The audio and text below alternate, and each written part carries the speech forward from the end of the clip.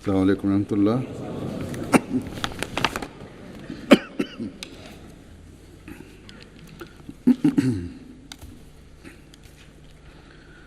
أشهد أن لا إله إلا الله وحده لا شريك له وأشهد أن محمدا عبده ورسوله أما بعد فأعوذ بالله من الشيطان الرجيم بسم الله الرحمن الرحيم الحمد لله رب العالمين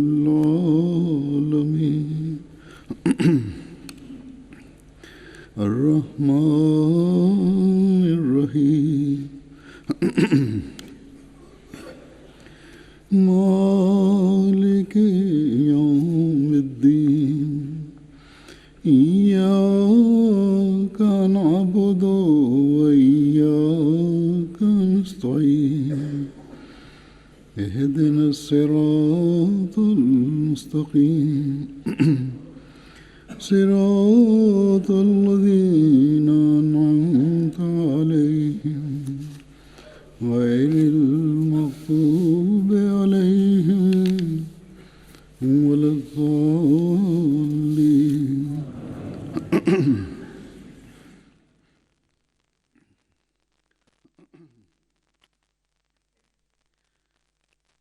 حضرت مسیح موعود علیہ الصلوۃ والسلام کے دعویٰ اور جماعت کے قیام سے لے کر آج تک Der Anspruch des verheißenen Messias, seitdem es diesen Anspruch gibt und die Jamaat gegründet wurde, bis zum heutigen Tage, haben die Muslime ununterbrochen uns vorgeworfen, dass wir, der verheißene Messias, quasi sich, indem er sich als Prophet und Gesandter bezeichnet hat, oder indem wir an ihn als Gesandten glauben, dem Khatm-e Nubuwwat widersprochen hätten und dieses geleugnet hätten. Wobei wir alle wissen, dass dies eine lügnerische Behauptung ist und ein Vorwurf ist, der nicht tragbar ist. Gemäß den Lehren des verheißenen Messias glauben wir an den heiligen Propheten Muhammad sallallahu alaihi wasallam viel mehr als Khatamun Nabiyyin, und wir sind viel besser dabei, dieses Khatm-e Nubuwwat zu verstehen und in unserem Herzen die Liebe zum heiligen Propheten Muhammad sallallahu alaihi wasallam zu erwecken und den Glauben, den er gebracht hat, in der Welt zu verbreiten, im Vergleich zu anderen muslimischen Gruppierungen. Vielmehr ist es so, dass die anderen Muslime den Rang des heiligen Propheten Muhammad sallallahu alaihi wasallam nicht einmal zu einem Hunderttausendstel verstanden haben, wie durch die Segnungen Gottes gemäß den Lehren des verheißenen Messias die Ahmadis dies verstanden haben. Das Khatm-e Nubuwwat wird als Grundlage verwendet und die anderen Muslime werfen so den Ahmadis vieles vor und zeigen sich feindselig gegenüber den Ahmadis aufgrund dieses Themas. Und von Zeit zu Zeit werden sie emotional und die sogenannten Ulema, Gelehrten und Gruppierungen des Islams versuchen, die Muslime in dieser Hinsicht irrezuleiten und ihre Emotionen anzufeuern. In den letzten Tagen in Glasgow wurde ein Ahmadi zum Märtyrer gemacht, getötet, und die Feinde haben versucht, sich zu retten, indem sie dies als eine religiöse Angelegenheit dargestellt haben. Aber die Regierung hat positiv gehandelt und aufgrund des Interesses der Presse haben sie versucht, auch sich zu entschuldigen.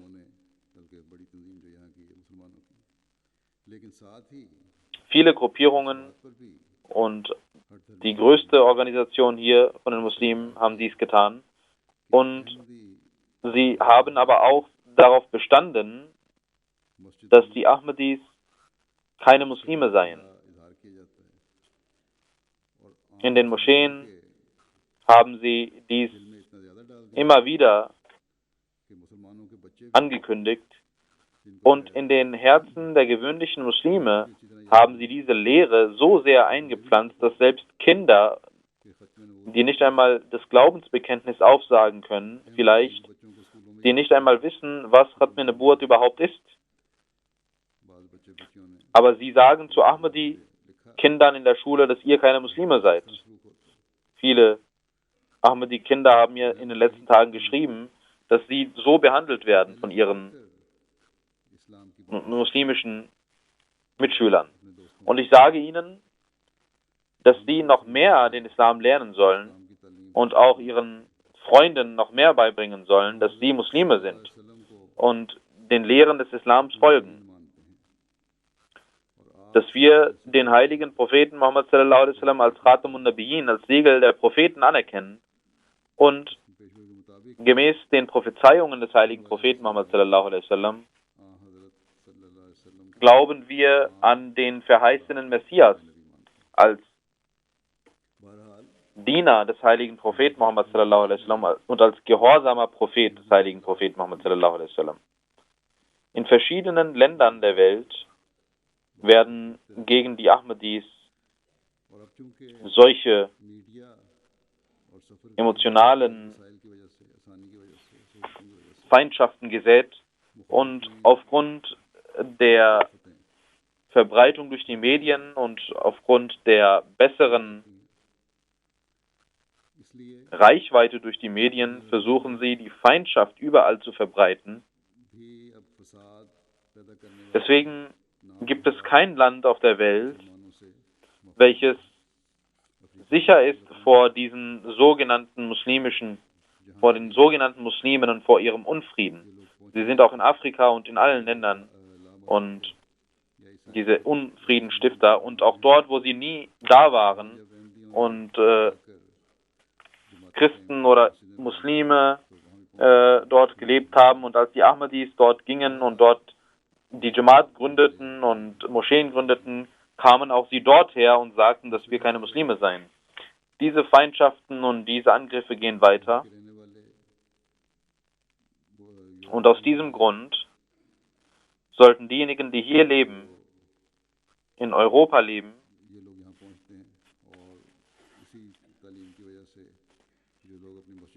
die hierher kommen und aufgrund dieser Lehre in ihren Moscheen oder Häusern etwas sehen und ihre Kinder werden auch vergiftet durch diese Atmosphäre, durch diese Gedanken. Selbst hier in Europa. Aber überall, wo sie hinkommen, sehen wir, dass auch jeder Ahmadi und jedes Ahmadi-Kind und jeder Jugendliche die Pflicht hat, dass er die wahre Lehre des Islam kennt und vollständig diese Lehre kennt, die heute der verheißene Messias a.s. uns gegeben hat.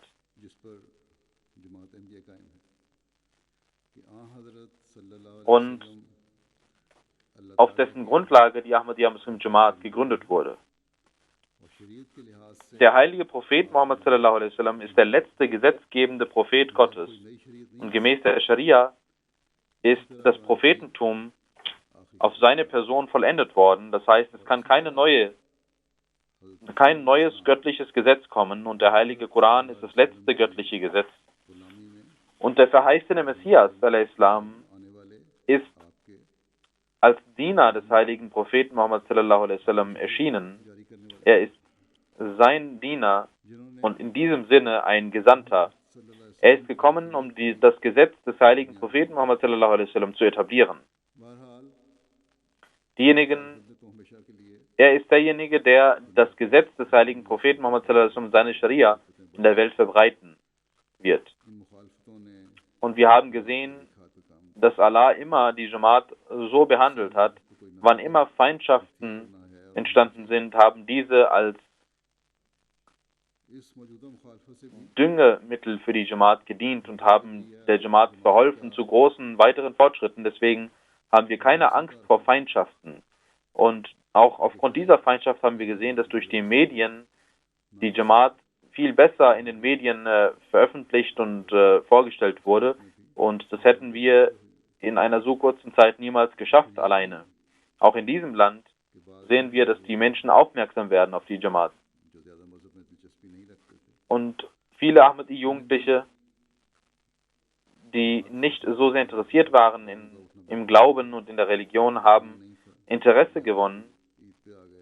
Und einige waren mit der Jamaat nicht so verbunden, kamen nur zum Eid.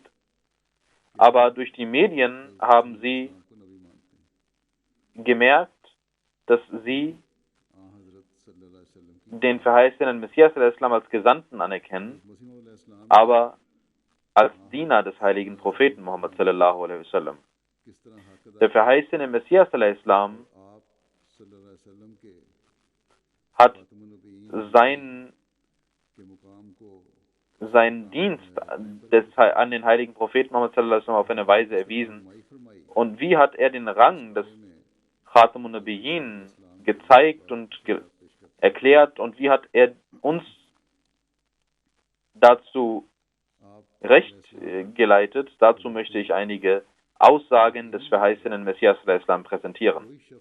Der verheißene Messias sagt: Wahrlich, ihr sollt wissen, dass kein Mensch sich als Muslim bezeichnen kann und als Gehorsamer des heiligen Propheten Muhammad sallallahu alaihi wasallam bezeichnen kann, solange er nicht den heiligen Propheten Muhammad sallallahu alaihi wasallam als Khatamun Nabiyyin, als Siegel des Propheten anerkennt und akzeptiert.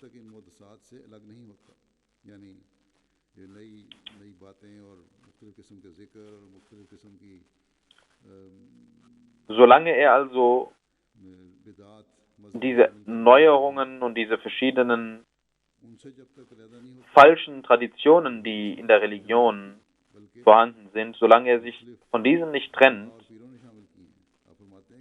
es war nicht der verheißene Messias, der diese üblen Traditionen eingeführt hat, sondern verschiedene Birs und Ulema.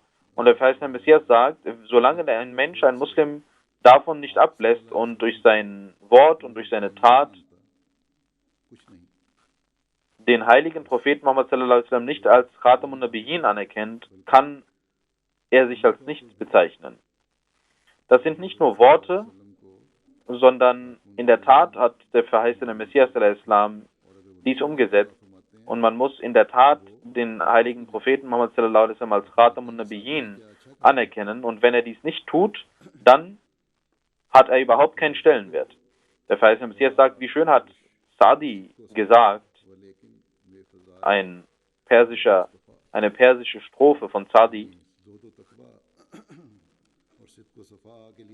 die besagt, dass Taqwa und Rechtleitung und Läuterung natürlich wichtig sind, aber Mustafa sallallahu alaihi wasallam sollt ihr folgen und nicht weitergehen als er.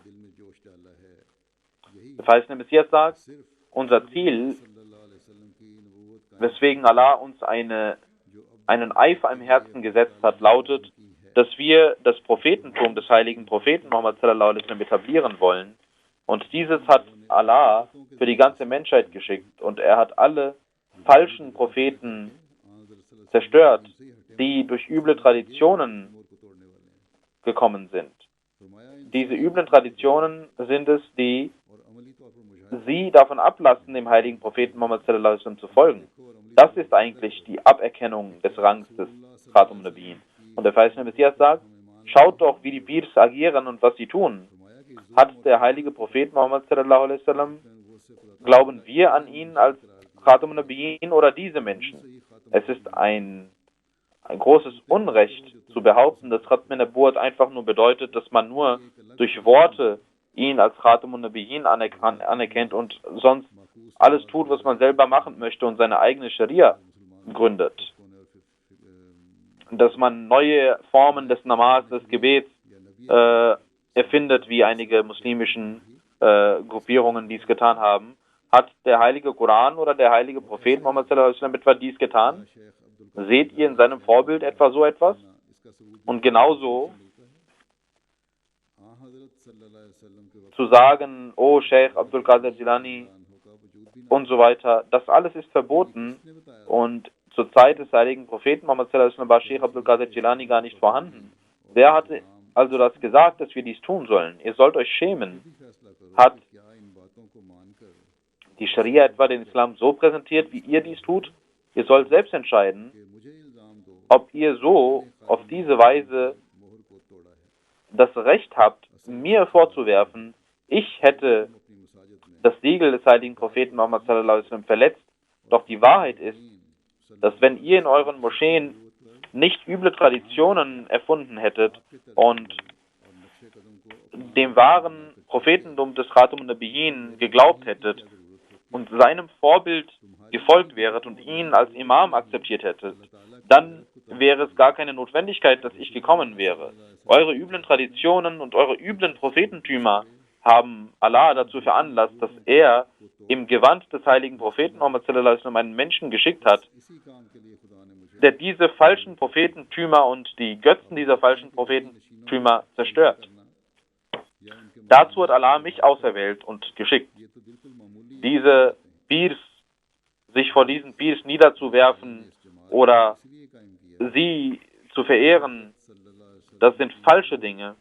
Allah hat diese Jamaat gegründet, damit das Prophetentum des heiligen Propheten Muhammad sallallahu alaihi wasallam und seine Ehre noch einmal etabliert wird. Das heißt, der Messias sagt, ein Mensch, der als Liebender eines Menschen gilt, wenn es tausende andere Menschen gibt, die genauso lieben, dann ist seine Liebe bedeutungslos. Wenn ein Mensch sagt, dass er jemanden liebt, aber wenn andere tausende Menschen genauso einen Menschen lieben, dann hat er überhaupt keine Besonderheit. Deswegen sagt der verheißene Messias, wenn das die Liebe zum heiligen Propheten Muhammad sallallahu alaihi wasallam ist, wie sie dies behaupten, warum gibt es dann tausende Menschen, die Gräber anbeten? Sie gehen zwar nach Medina, aber sie gehen auch barfuß und mit barköpfig zu verschiedenen sogenannten Heiligtümern und verehren diese. Und der verheißene Messias hat einige Beispiele aus Indien genannt, wo sie alles hingehen. Sie denken, dass sie durch diese eine Tür gehen können und dann Erfolg haben werden und Erlösung erlangen werden, indem sie durch eine Tür gegangen sind. Andere haben eine Fahne als Weg zur Erlösung genannt oder andere Wege. Wenn ihr diese Dinge seht, was diese Menschen mit dem Islam gemacht haben, dann bekommt man Gänsehaut. Wenn Allah kein Ehrgefühl für den Islam hätte und nicht gesagt hätte, Inna Dina Indallahi al-Islam, wahrlich vor Allah ist der Islam der Glaube. Und wenn er nicht gesagt hätte, Inna nahnu nazzalna zikra wa inna lahu lahafizun, wahrlich wir sind es, die dieses Zikr geschickt haben und dieses beschützen werden, dann wäre der Islam vernichtet worden. Aber Allahs Ehrgefühl zeigte eine Wallung und sein Schutz des Islams veranlasste, dass das Ebenbild des heiligen Propheten Muhammad sallallahu alaihi wasallam wiederkam und er diesen Glauben wiederbelebt hat. Und er hat diesen Glauben wiederbelebt und ich wurde als Gesandter und Mahdi geschickt. Was ist der wahre Sinn der Sendung des verheißten Messias al-Islam? Dazu sagt er, unser eigentliches Ziel ist, dass wir das Ehrgefühl des heiligen Propheten Muhammad sallallahu alaihi wasallam und seine Herrlichkeit wieder etablieren. Wir haben selber überhaupt keine Bedeutung, denn der heilige Prophet Muhammad sallallahu alaihi wasallam ist es, der die Kraft besitzt, zu beeinflussen. Und wir, wenn wir einen Namen haben, dann nur wegen dem heiligen Propheten Muhammad sallallahu alaihi wasallam. Er ist derjenige, der Segnungen erteilen kann, der heilige Prophet Muhammad sallallahu alaihi wasallam. Und aufgrund dieser Segnung wurde der verheißene Messias al-Islam, so sagt er, auch mit dem Namen genannt und nicht aufgrund einer anderen Tatsache. Es ist der Segen des heiligen Propheten Muhammad sallallahu alaihi wasallam, der dem verheißten Messias al-Islam diesen Rang gewährt hat. Innerhalb dieses Segens bewegt sich der verheißene Messias al-Islam und aufgrund des heiligen Propheten Muhammad sallallahu alaihi wasallam wird auch sein wahrer Liebender erwähnt. Dann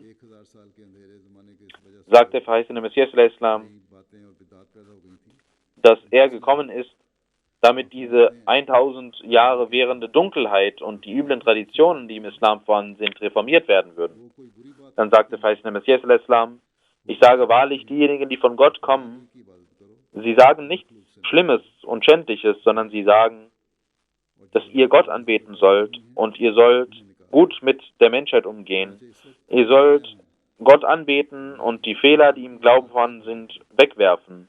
Und ich bin genau deswegen gekommen, um diese Fehler zu reformieren und zu beseitigen, die in der Zeit der üblen Tradition vorhanden sind, die in der Zeit der Dunkelheit hineingekommen sind.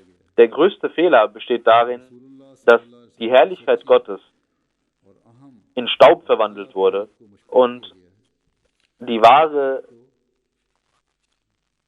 Einheit, die der heilige Prophet Muhammad sallallahu alaihi wasallam etabliert hat, vernichtet wurde.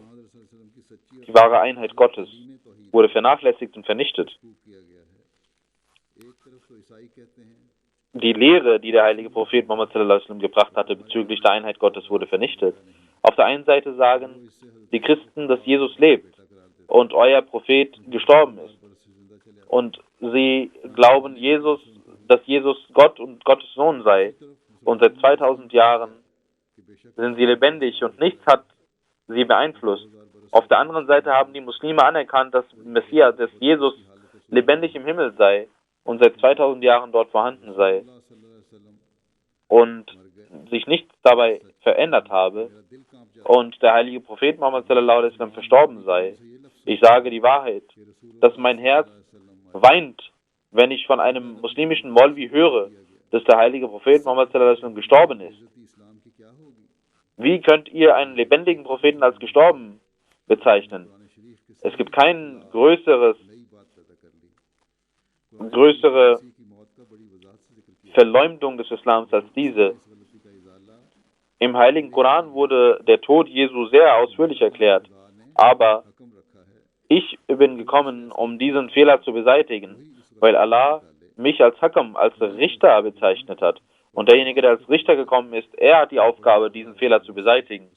Wenn die Welt ihn nicht anerkannt hat, dann wird Gott ihn anerkennen und akzeptieren. Und durch große Angriffe wird er seine Wahrheit der Welt zeigen. Das alles hat der Welt großen Schaden zugefügt, was die Menschen sagen. Aber jetzt ist die Zeit gekommen, dass diese Lüge offenbart wird. Derjenige, den Gott als Richter geschickt hat, er kann dazu nicht schweigen. Der heilige Koran hat schon entschieden, dass der letzte Kalif der verheißene Messias sein wird und er ist gekommen. Wenn jemand trotzdem stur bleiben will und im Mittelalter und im dunklen Alter leben will, dann wird er selbst Schaden erleiden und auch dem Islam Schaden zufügen. Aber in der Tat haben hunderttausende Menschen sich vom Islam deswegen abgewendet, weil sie einer falschen Lehre folgen. Und sie haben den heiligen Propheten Muhammad sallallahu alaihi wasallam beleidigt.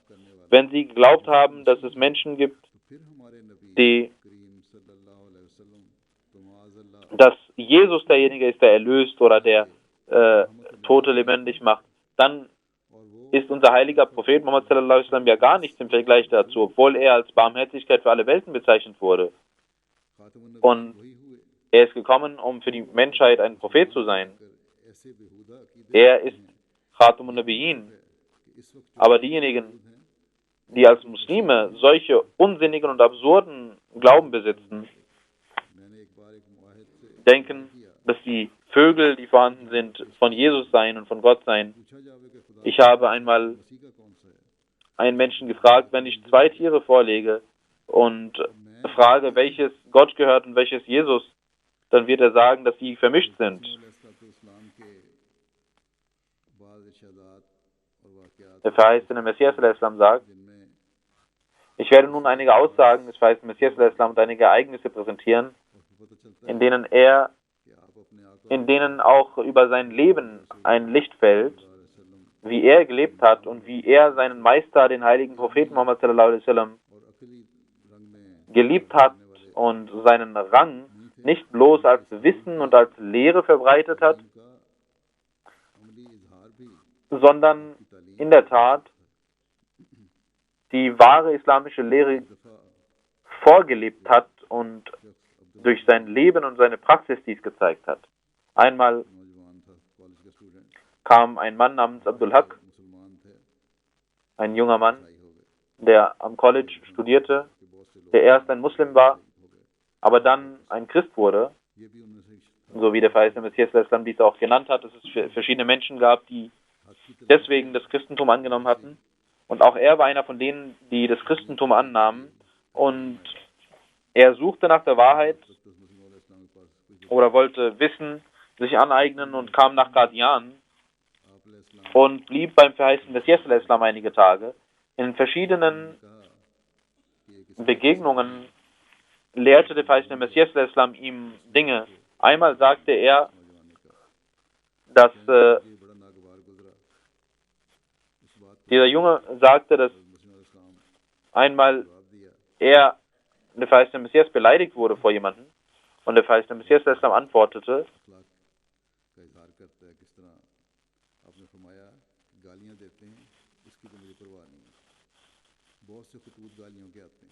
wenn Sie mich beleidigen, dann kümmert mich dies nicht, weil ich viele Briefe bekomme mit Beleidigungen und ich muss auch manchmal die Briefmarken zahlen und ich sehe auch in den Flugschriften, dass ich beleidigt werde und auch heute in Pakistan geschieht dies, dass der verheißene Messias beleidigt wird und auf Briefumschlägen stehen Beleidigungen, aber was kümmert mich dies? Kann etwa das Licht Gottes dadurch gelöscht werden? Immer war es so, dass die Undankbaren die Gesandten Gottes so behandelt haben. Ich bin gekommen in den Fußstapfen von Jesus al-Islam und was war mit ihm? Er war ein Christ, dieser junge Mann, deswegen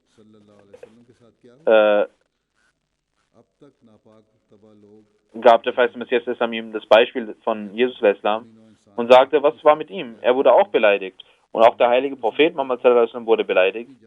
Ich habe wahres Mitleid mit der Menschheit. Und derjenige, der mich beleidigt, der beleidigt sich selbst. Dieser Mann, Abdul Haq, war mehrere Tage beim verheißenen Messias und sprach mit ihm mehrere Tage.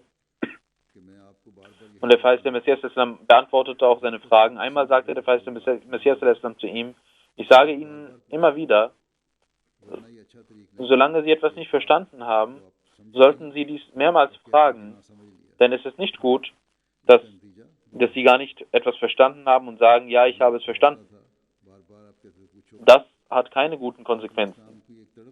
Und es war seine Geduld des verheißenen Messias, dass er sagte, dass er mehrmals fragen möge.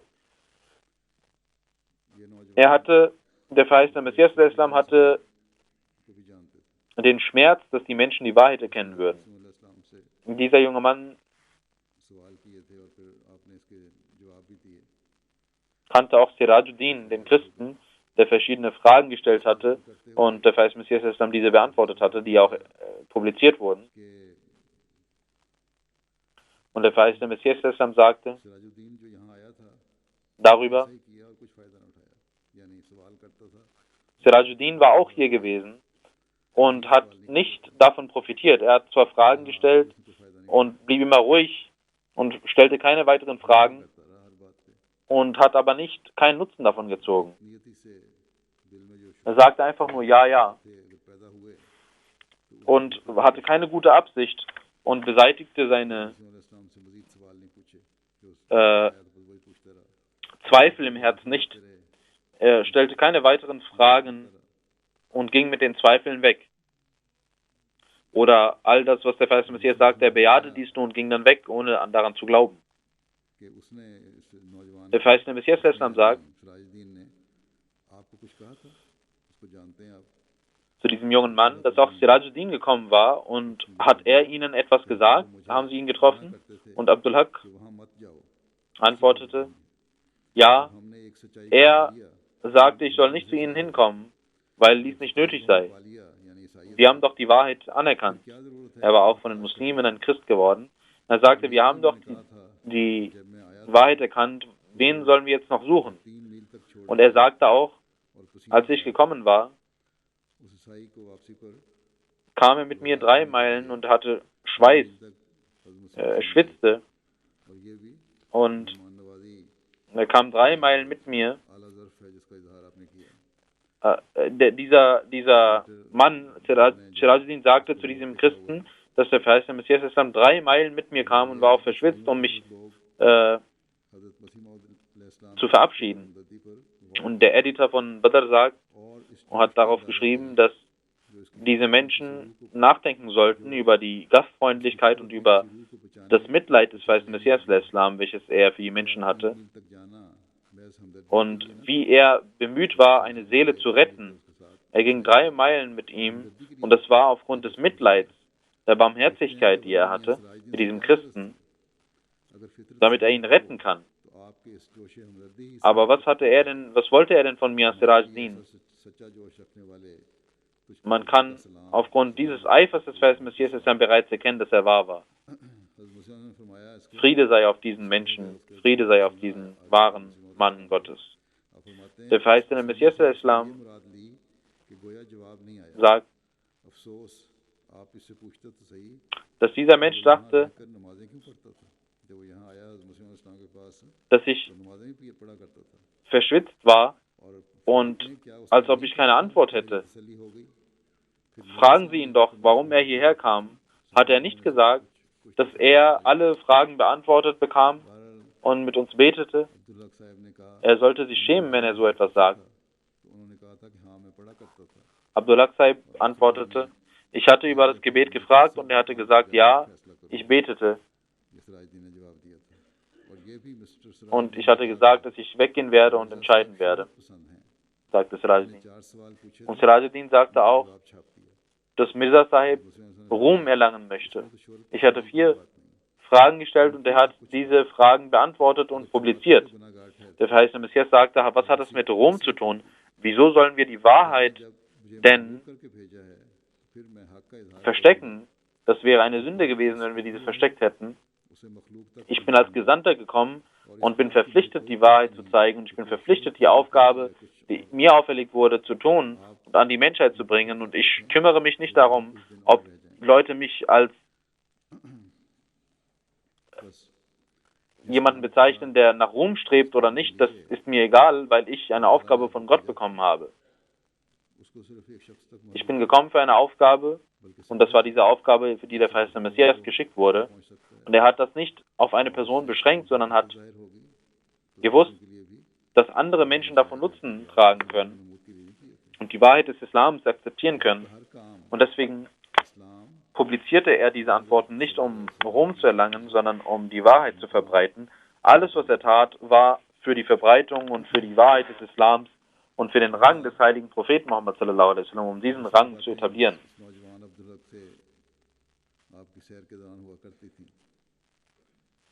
Dieser junge Mann, Abdul Haq, diskutierte mit dem verheißenen Messias des Islam und einmal,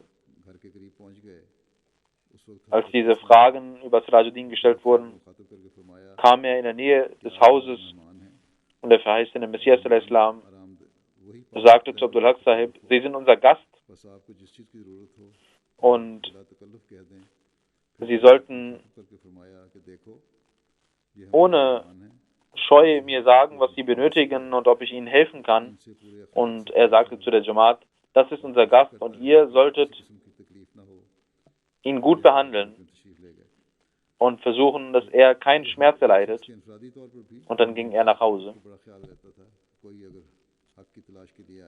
Er kümmerte sich auch um jeden Menschen und war sehr gastfreundlich, auch wenn jemand kam, um nach der Wahrheit zu suchen. Erstens gab er ihm die wahre Botschaft vollständig und zweitens gab er ihm auch wies er ihm auch Gastfreundlichkeit. जिसमें भी हज़रत अक़दस मसीह मौऊद अलैहिस्सलाम ने Noch ein anderes Ereignis über einen Patienten, den der verheißene Messias Islam aufsuchte.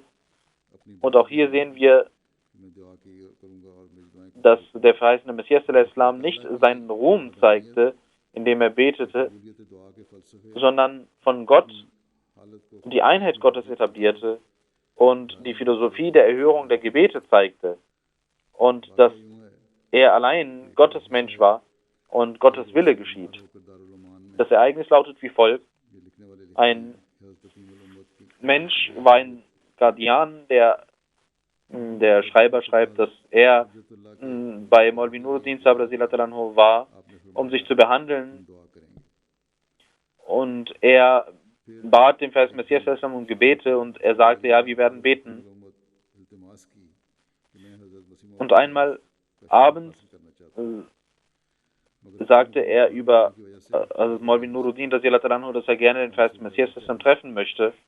Aber da seine Füße angeschwollen waren, konnte er nicht kommen. Er sagte, ich kann nicht kommen. उनके मकान पर जाकर देखने का वादा फरमाया Und der verheißene Messias Islam kam am 11. August selbst zu ihm nach Hause und sagte, dass ich kommen werde. पर पहुंचे जहाँ Und er kam, ठहरे हुए थे er ging hinaus, um zu spazieren und ging mit seinen Kodam zu diesem Haus, wo er war, der Patient. Und er ging zu ihm und fragte ihn nach seiner Krankheit. Und als Tabligh sagte er, जाना चाहते थे फरमाया schauen Sie, dass er jede Situation nutzt, um Tabligh zu machen und um die wahre Lehre des Islams zu verbreiten. Er sagte, ich habe gebetet नहीं कर सकती हैं für dich, जब तक अल्लाह ताला aber die eigentliche Sache ist, ना हो dass Gebete allein nichts tun können, अहले हाजत solange लोगों को किस der Wille Gottes nicht vorhanden ist.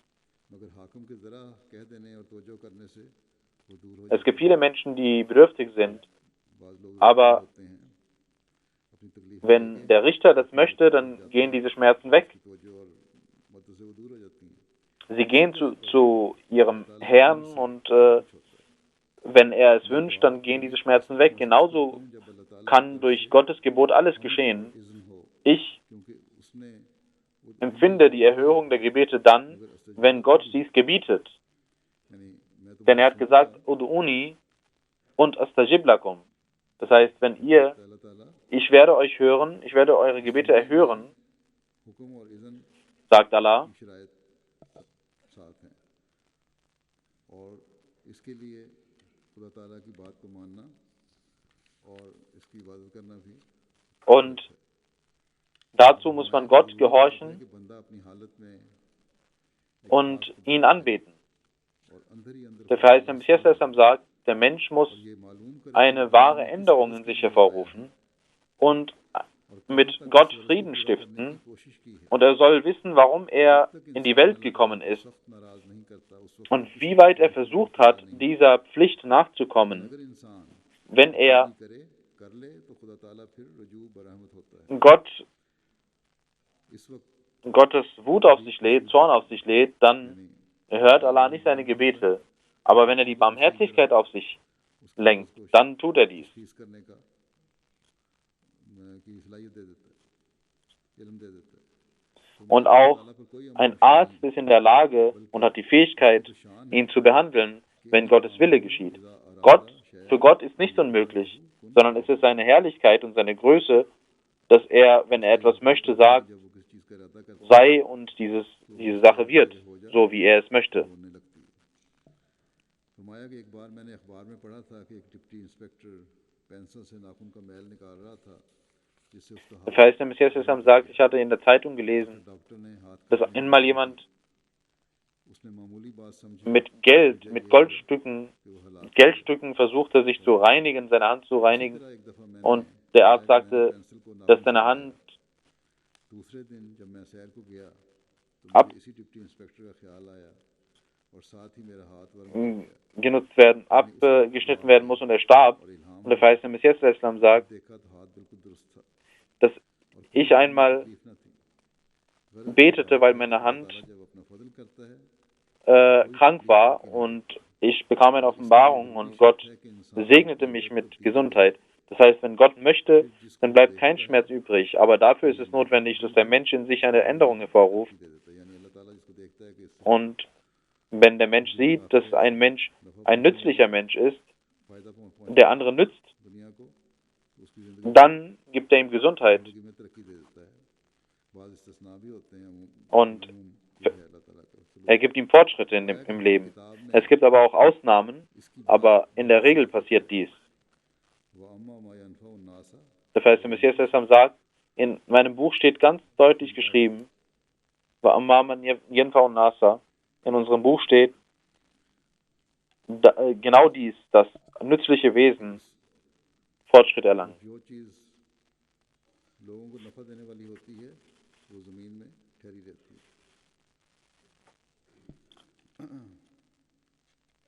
Alles, was अम्मा मा यनफउ den Menschen nützt, bleibt यमकुसु फिल अर्ज़। bestehen. फरमाया कि ऐसा ही पहली किताबों से पाया जाता है, तस्कील नबी किताब में भी दर्ज है। Genauso lernen wir dies auch in den früheren Büchern. Auch in Ezekiel steht dies. पूरा नहीं करता Und der Mensch ist für eine große Aufgabe geschickt worden. Aber wenn die Zeit kommt und er diese Aufgabe nicht bewältigt, तो आका उसको dann अलग कर देता है। bewältigt dies Gott. ताला इस वजूद को क्यों Wenn ein Diener keine richtige Aufgabe, अदा नहीं करता? die Aufgabe nicht richtig tut, dann entlässt ihn sein Herr. Wieso soll dies Gott nicht tun, wenn jemand seiner Pflicht nicht mehr nachkommt? 50 बरस तक इलाज करते रहे।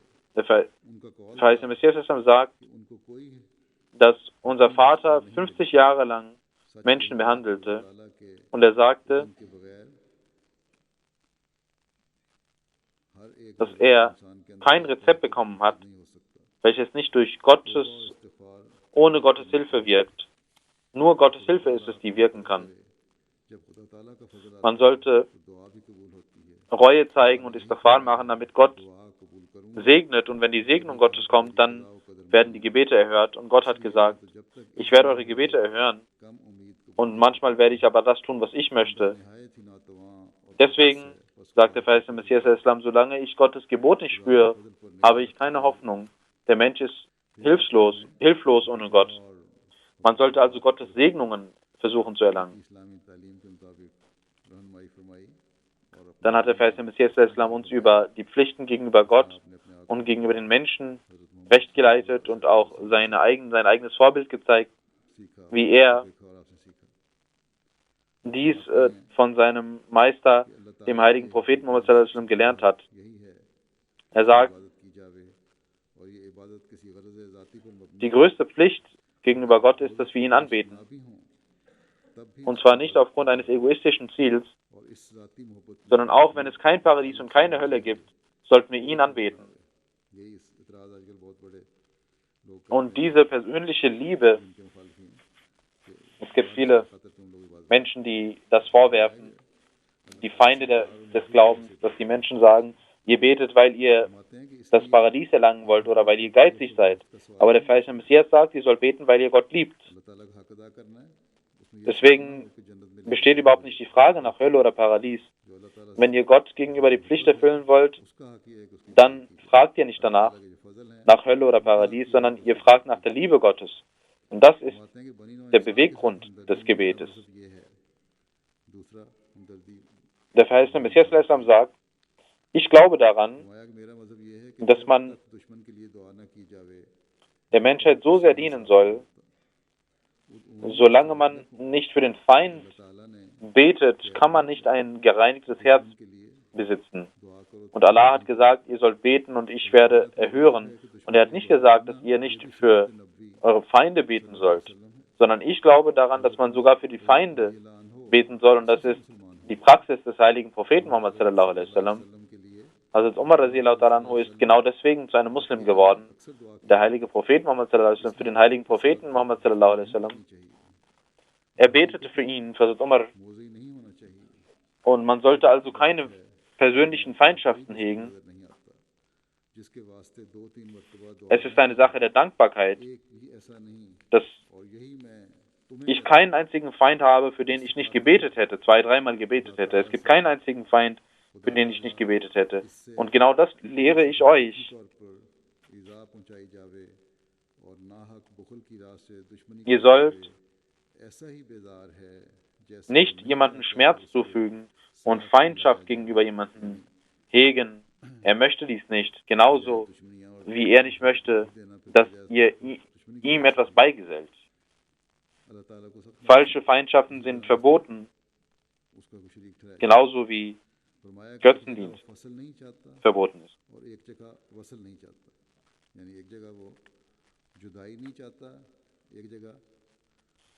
Er möchte also an einer Stelle nicht Trennung und auf der anderen Seite möchte er nicht eine Beziehung. Das heißt, er möchte nicht, dass ihr Feindschaft gegenüber der Menschheit hegt und er möchte nicht, dass ihr eine Beziehung habt, die dem Götzendienst gleicht. Beides möchte er nicht.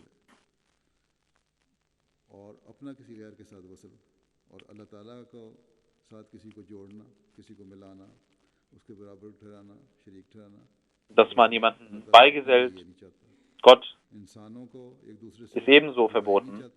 Diese Bindung möchte Allah nicht und diese Entfernung, dass man sich von den Menschen entfernt, möchte er auch nicht. Er möchte, dass die Menschen liebevoll sind und miteinander liebevoll umgehen. Und für sich möchte Gott, dass er der einzige Gott ist. Das ist der Weg, dass man auch für Leugner beten sollte und so Reinheit erlangen sollte und so sich stärken sollte. Solange unsere Jamaat dies nicht tut, gibt es keinen Unterschied zwischen ihr und anderen. Und für mich ist es wichtig, dass man alle Menschen gut behandeln sollte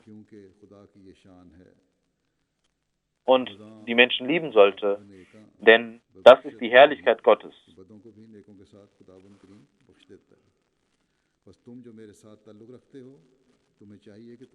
Er kann also auch die schlechten Menschen, den schlechten Menschen vergeben mit den guten Menschen.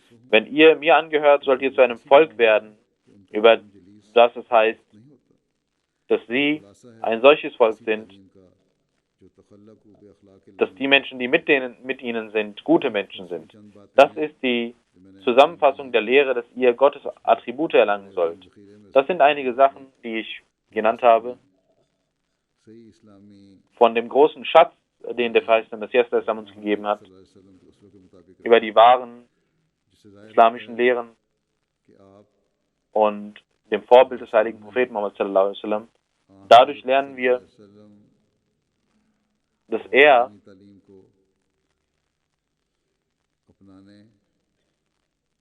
die wahren Lehren des heiligen Koran und des heiligen Propheten Muhammad sallallahu alaihi wasallam verstanden hat. Und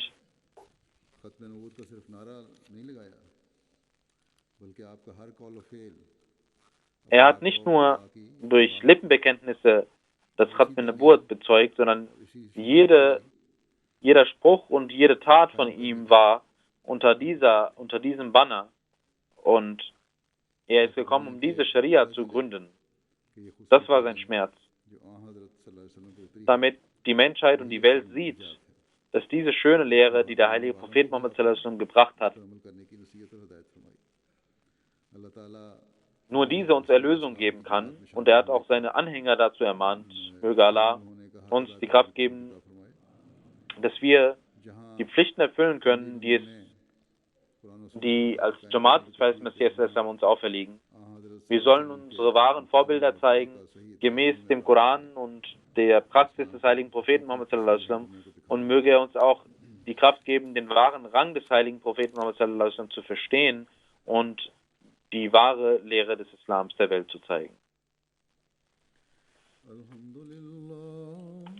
Alhamdulillah, nahmaduhu wa nasta'inuhu wa nastaghfiruhu wa nu'minu bihi wa natawakkalu alayhi wa na'udhu billahi min shururi anfusina ومن سيئات أعمالنا من يهده الله فلا مضل له ومن يضلل فلا هادي له ونشهد أن لا إله إلا الله ونشهد أن محمدا عبده ورسوله عباد الله رحمكم الله إن الله يأمر بالعدل والإحسان وإيتاء